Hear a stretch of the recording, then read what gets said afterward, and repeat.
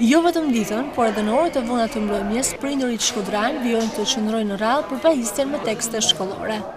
Një vuajtje që po i serviret me bekimin e Ministrisë së Arsimit, e cila vijon të lërë dorë të lirë distributorëve, por edhe shtëpive botuese që ende nuk kanë gati disa prej titujve për sistemin nëntëvjeçar, dhe ato të mesëm. Sorollatit e prindërve sa në një librari në tjetrën janë refren i përditshëm, e sikur të mos mjaftonte e gjithë kjo, për shumë prej tyre, bashkë me shpenzimet e kohës, duhet të shpenzojnë edhe para, pasi vinë nga njësitë administrative. Duke filluar nga Velipoja, Dajqi, Bërdica, Anamalit, Rrethinat e Vaudesi, të gjithë këto prindër vinë çdo ditë në Shkodër për marrjen e librave të fëmijëve, e në të shumtën e ditëve rikthehen ashtu siç erdhën. Shkollat kërkojnë tekste, por tekste nuk ka.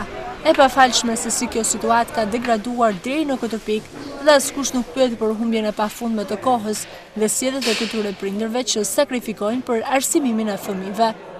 Drejtoria arsimore në rolin e monitorueses ka qenë e pafat të menaxhojë situatën, sepse edhe ambiente që duhet të hapeshin pranë shkollave nuk u realizuan në asnjë prej tyre.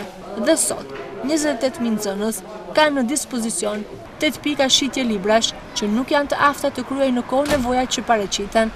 Edhe për disa javë kjo situatë do të na shoqërojë të gjithëve, por pyetja që lind natyrshëm është: kush fitoi në këtë rast dhe çfarë ndryshimi pozitiv u pa?